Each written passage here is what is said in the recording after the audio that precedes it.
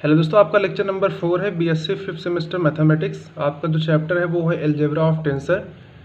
इसमें हम देखेंगे आपके जो क्वेश्चंस हैं। आपका क्वेश्चन में कह रहा है कि prove that del I J R component of mix tensor of rank 2। यही क्वेश्चन आपको इसमें सॉल्व करना है। तो आइए क्वेश्चन को सबसे पहले हम यहाँ पे नोट करते हैं, फिर उसका सॉल्यूशन देखेंगे। देखिए आपका ये क्वेश्चन है, प्रूव दैट कौन का delta del I J R component of mixed tensor of rank 2। ये जो आपका क्वेश्चन है आपके 2014 और 18 में आपसे पूछा गया है।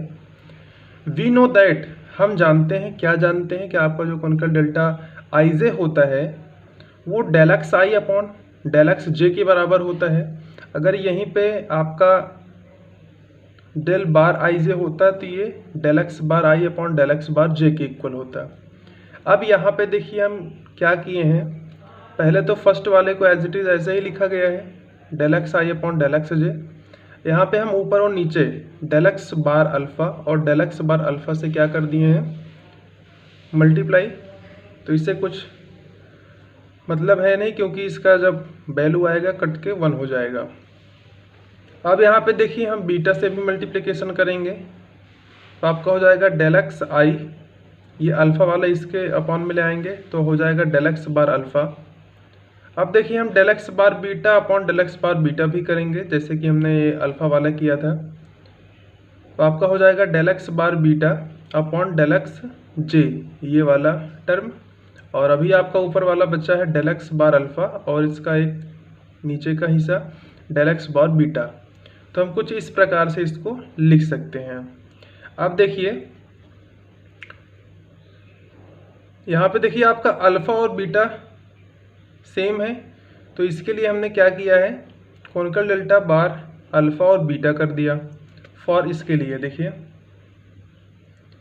ये जो आपका ये आखिरी वाला टर्म है इसके प्लेस पे हमने डेल बार अल्फ़ा बीटा लिख दिया है। तो आपका क्या बचा, डेलक्स आई अपॉन डेलक्स बार अल्फ़ा, डेलक्स बार बीटा अपॉन में डेलक्स जे।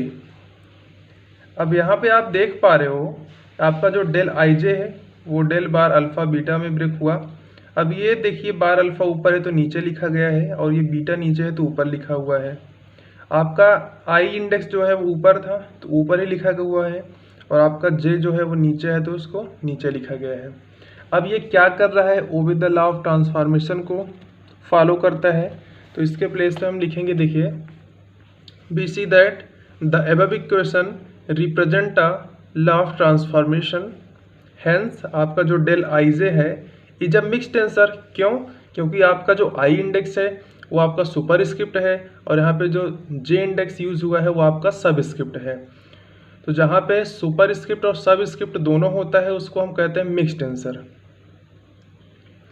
अब देखिए due to superscript and subscript it known as a mix tensor. अब देखिए हम टेंसर का टाइप किस प्रकार से लिखते हैं। जैसे आपके पास ये डेल आई जे है तो यहाँ पे एक सुपर स्क्रिप्ट है और एक सब स्क्रिप्ट है। तो आर का में एस को हम रिप्रेजेंट करते हैं टाइप ऑफ टेंसर से। तो आर का वैल्यू यहाँ पे 1 है और यस का भी वैल्यू 1 है। क्यों, क्योंकि आपका आई 1 टाइम्स आया है और जे भी आपका 1 टाइम्स आया है। दैट मीन्स कि आपका सुपर स्क्रिप्ट यहाँ पे 1 है और आपका सब स्क्रिप्ट यहाँ पे 1 है। तो 1, 1 आपका हो जाएगा टाइप ऑफ टेंसर। जब हम टाइप ऑफ टेंसर जो आपका आर का में एस आता है यदि उसको हम आपस में ऐड कर दें, आर प्लस एस कर दें, तो वही आपका होता है रैंक ऑफ द टेंसर। तो 1 + 1 = 2 आया, तो रैंक ऑफ टेंसर कितना आ गया, 2। तो यहाँ से आपको क्वेश्चन में तो यही तो कह रहा था कि prove that del I J R component of mix tensor of rank 2। एक प्रकार से यह मिक्स टेंसर भी है और रैंक 2 के साथ है। तो hence proved del I J is a mix tensor with rank 2। तो आपका पहला क्वेश्चन सॉल्व हो चुका है। आइए हम आज के सेकंड क्वेश्चन को सॉल्व करते हैं। तो यहाँ पे देखिए हम क्वेश्चन को सॉल्व करेंगे। यहाँ पे कह रहा है कि शो दैट आपका जो कौनका डेल्टा आई जे है इज इनवेरिएंट हो। ये जो आपका क्वेश्चन है 2013 में आपसे पूछा गया है। तो आइए इसका हम सॉल्यूशन देखते हैं। मैंने आपको डेल आई जे को डिफरेंशियल फॉर्म में लिखना बताया था, वो भी पार्शियल में। जैसे आपके पास ये डेल बार आई जे है तो इसको आप लिख सकते हो del x bar i upon में डेल एक्स बार जे, क्योंकि आप जानते हो कि आपका जो डेल आई जे होता है वो del x i upon del x j के बराबर होता है।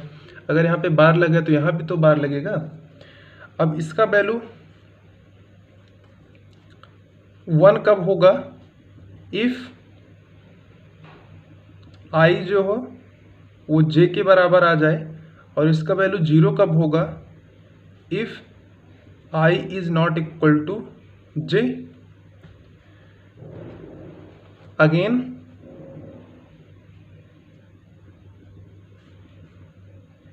मैंने आपको स्टार्टिंग में बताया था आपका जो डेल आई जे होता है वो इक्वल टू होता है डेल एक्स आई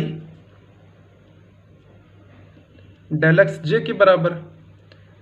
अब देखिए इसका वैल्यू 1 कब होगा, if I is equal to j के बराबर हो जाए, और इसका वैल्यू 0 कब होगा, if I is not equal to j. तो यहाँ पे देखिए चाहे डेल बार आई जे हो और चाहे डेल आई जे हो, दोनों कंडीशन में वैल्यू सेम सेम यहाँ पे शो कर रहा है। तो thus वी हैव, इसको हम लिख सकते हैं किस प्रकार से, डेल बार आई जे जो है वो इक्वल टू है किसके, डेल आई जे के बराबर है। तो हेंस हम यहाँ से कह सकते हैं कि आपका जो डेल आई जे है वो आपका कैसा है, इज इनवेरिएंट है।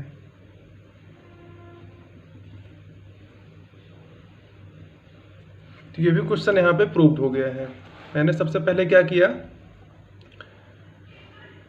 डेल बार आई जे जो हो वो del x bar i upon del x bar j के इक्वल होगा, और इसका वैल्यू 1 कब होगा, if I is equal to j, और इसका वैल्यू 0 कब होगा, if I is not equal to j.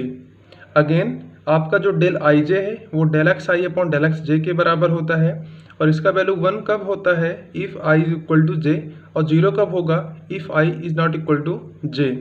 तो यहाँ से हमें मिला कि thus वी हैव आपका जो कॉनिकल डेल्टा बार आई जे है और यहाँ पे डेल आई जे है वो आपस में कैसा है, इक्वल है। अगर इक्वल है तो हेंस आपका जो डेल आई जे है वो कैसा होगा, इज इनवेरिएंट होगा। तो आज के लेक्चर में बस इतना ही, 2 क्वेश्चन को देखा गया। इसके बाद के लेक्चर में आपको इसके नेक्स्ट टॉपिक को बताया जाएगा। अगर वीडियो आपको पसंद आया हो तो हमारे चैनल को सब्सक्राइब करके बेल आइकन को प्रेस कर दीजिए। Thanks for watching this video, have a great day.